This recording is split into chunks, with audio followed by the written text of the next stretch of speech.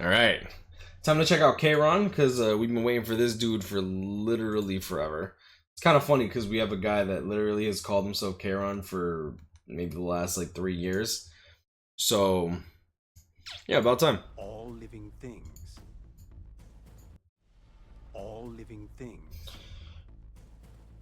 shall meet an equal end at my feet. Now he looks interesting. We've got the data mined information too. Oh, whoa, whoa! What is that animation? Ain't no way. Okay. Enduring desire. I just fisting the air, bro. It's me every single time I buy mystic metals. All living things I can relate. shall meet an equal end at my feet. Such ignorance cannot be tolerated. Such ignorance. Yeah, Last Rider Crow. Okay. For my single enduring desire. A forgotten calamity of old. Including even the intelligence of the Central Division's network, Twisted Eidolon Kayron is a being that has no record and leaves no trace. I thought it was Eidolon. He awoke in the That's funny. unregulated area with no memory of his past except for his name. While wandering the city streets in pursuit of an enigmatic goal, he meets Friedrich, the leader of Terranor's rebellion group, Homunculus. This leads him to the Shepherd of the Hollow and gives him his purpose. He regathers the remnants of Homunculus to scour the continent for the scattered, lost technology, setting his sights on capturing Operator Cigarette, Friedrich's final creation. Twisted Eidolon. Yeah, he has an imprint concentration of crit chance. I don't think you need crit chance though on this character. His critical hit chance through his imprint concentration. Skill 2, Wandering Eidolon. At the start of battle and at the end of the turn, adopts a counterattacking stance for 1 turn. At the end of an enemy's turn, when the target has a buff, gains 10 Fighting Spirit. When Fighting Spirit is full, consumes all Fighting Spirit to increase combat readiness of the caster by up to 50%, and becomes enraged for 2 turns. Skill 3, Sword of Requiem. I'm trying to rewind that. Okay, so this is where a lot of people are kind of like upset with this character, is that he adopts a counterattacking stance and his S1 will help build his fighting spirit. But the thing is, at the end of an enemy's turn, when the target has a buff, you gain 10 fighting spirit, but you start off with none, seemingly, which is kind of unfortunate because that means that you're going to have to wait for the enemy to get a total of 10 turns for you to actually build up your fighting spirit. Assuming that your Kayron never takes a turn. His S1 is going to depend on how much fighting spirit he's going to get there too. Combat readiness of the caster. When the fighting spirit is full, consumes all fighting spirit to increase his combat readiness by 50% and becomes enraged for 2 turns. And his enrage is where stuff gets a really nutty with like a skill 3, but you need your fighting spirit to go all the way up, right?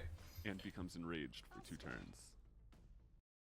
Alright, so skill 3, cooldown 4 turns, goes down to 3 turns. That's actually not bad. Unleashes the power of the demonic sword to attack all enemies, so AoE, and a successful attack inflicts 2,000 additional fixed damage. So no matter what, you're dealing at least 2,000 damage, but when you're enraged, the fixed damage gets increased to 10,000, which is kind of nuts, to be honest, because it says successful attack, so if you miss the enemy, you're not going to be dealing that. It's kind of like Rimuru. When this skill is available according to cooldown count, decreases damage suffered by 30%, so you get some natural damage reduction, which is good, when suffering a critical hit. So characters like Senya will still hit him for quite a bit of damage. Characters like Karina, I always forget her name. Karina's still going to clap that butt. And then when more than 1 damage reduction effect is granted, only strongest is applied. That's fair. 3, Sword of Requiem. Unleashes the power of the I see a lot of people wanting to run successful attack inflicts 2,000 additional. What is it called? Wanting to run Dust Devil on him, but I don't think he gets Fighting Spirit from his skill 1 or his skill. Yeah, he doesn't get it from his skill 3. To 10,000. When this skill is available, according to cooldown count, decreases damage suffered by 30% when suffering a critical hit. When more than 1 damage reduction effect is granted, only the strongest effect is applied. There's the extra 10k. When more than 1 So it takes place after the counterattack. Damage reduction effect is granted, only the strongest effect is Boom, there you go. Damn, that's a lot of damage. applied. Skill 1, Sundering Slash. Attacks the enemy with a sword. Damage dealt Yep. increases proportion. Here you see there's no extra fighting spirit. So he needs to wait out enemy turns, and they also need to have a buff. Proportional to the target's lost health. When counterattacking, activates Flash Slash. Flash Slash attacks all enemies and grants a barrier to the caster for 1 turn. Barrier strength increases proportional to the caster's max health. He acquires 1 soul when Flash Slash is activated, and uses a Sundering Slash when Dust Devil activates. When 10 soul is consumed, increases damage dealt. What? Soul when Flash barrier strength. Attacks the enemy, damage dealt increases proportional to the target's lost health. When counterattacking, activates Flash Slash. I love that they specifically brought up Dust Devil just after I brought it up. That's so funny. Yeah, that was on the Reddit. They're like, oh, it's like, oh, I could run. He's like, oh, we could run Dust Devil, and it's like, no, because it wouldn't no longer be considered an extra attack. It's like the S1. And uses a Sundering Slash when Dust Devil activates. Okay. When 10 soul is consumed, increases damage dealt. I'm glad that they brought that up. That's cool. Because that was actually a valid question that people had. The Harbinger of Pandemonium. Players will be able to meet Twisted Eidolon Kayron through the Mystic Summon starting May 11th. May 11th. Okay. Oh, that's literally tomorrow. Oh, that's actually tonight. Never mind. I'm a liar. I'm assuming that Lilius is running the Mort artifact here. Yeah, there it is. That's far enough. Yep. Keep your cooldowns. I love that. It's so cool that they made Lilius playable, bro.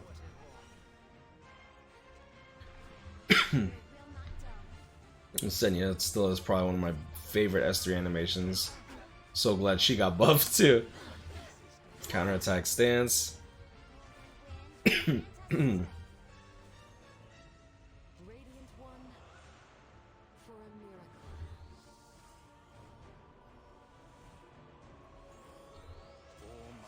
If they bring like a really tanky team though, like Destina, I've seen a lot of tanky ass teams, but if they run Bellion, like you strip the counter and then he can't really counter, and then he kind of just sits there. It takes a lot of courage to challenge me. You've made it this far. But no further. Lilius is S3. Oh, dude, I'm sorry. I've been kind of bored of this game for a bit after a mid came out.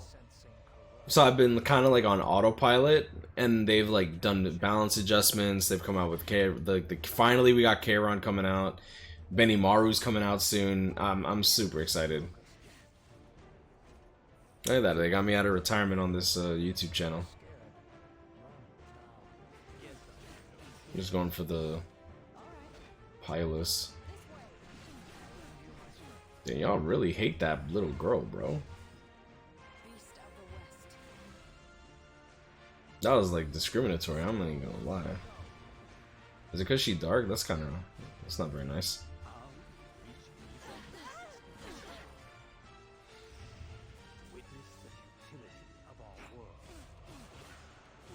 So he's holding the S3 for the full. Yeah, there it is. Boom, there you go. He shoots up thanks to the Rage, Wandering Eidolon.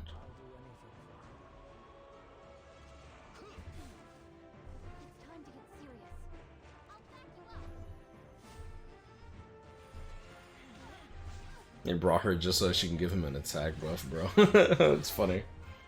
But look, his S1 deals like no damage, and that's with 20k HP, and that's crit.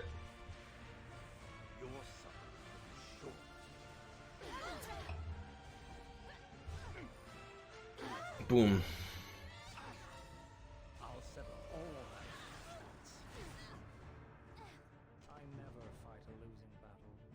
Stripper? Why would you not strip her?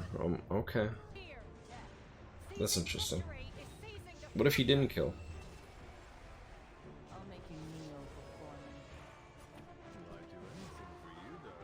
I love DJ.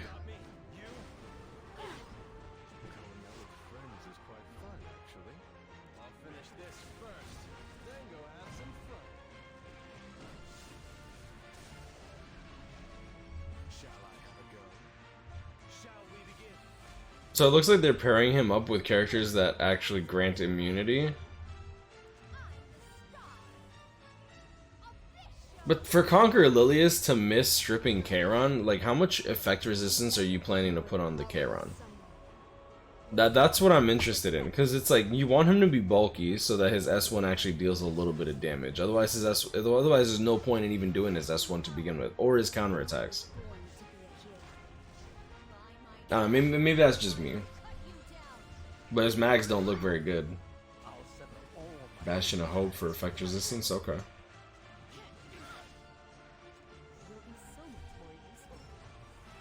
And there's the Bellion, right?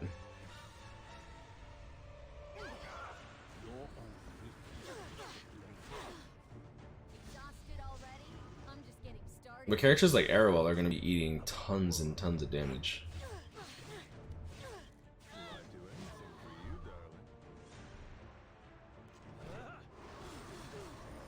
This is it.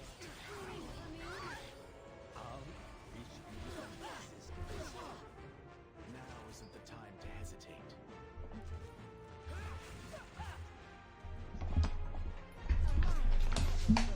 I love Sermia. She's so good.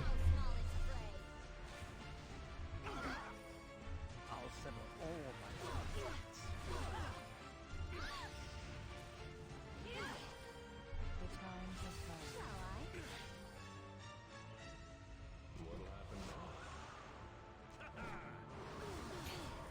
Can you even reach me? And there's the Rage. Sermia is 100% dead. It doesn't seem to take as long to get your fighting spirit up, but it's still like the enemies need buffs. Yeah, you build them tanky, which is that's fine. I don't think there's a problem with that.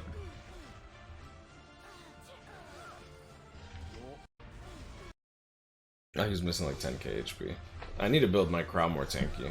I have way too. I have him with like high effect resistance. I only have him with like 21k HP, but I also have him with like 210 speed, something like that. Like, mine's pretty fast. He seems all right. Like, I don't know if they're gonna buff him. Only the strongest effect. We'll see. Like his S3 into the 10k damage is really freaking sick. Decreases damage. Like I ain't hating on that. When suffering a critical hit. When more And you get damage reduction if you hold it. So I think that he's gonna survive quite a long time. If the enemy can strip your buff though, that's really, really difficult. Especially when you're going up against characters like Lua and Conqueror Lilius all the time. Because yeah, if you don't pre-ban Lua, then it's like what's stopping them from bringing Lua? Unless you have to like specifically pick Lilius, right? So it's like I don't know. I still feel a bit weird about it. I don't think I'm gonna hit pity. I'm gonna do like toss in like 2-3 multis, and if I get him, cool. And if I don't, then I didn't pull him early enough to merit going to pity. I think that's usually how I do it. But we'll see, because like Rowanna's coming out too. Like she looks pretty cute, so we'll see what's up.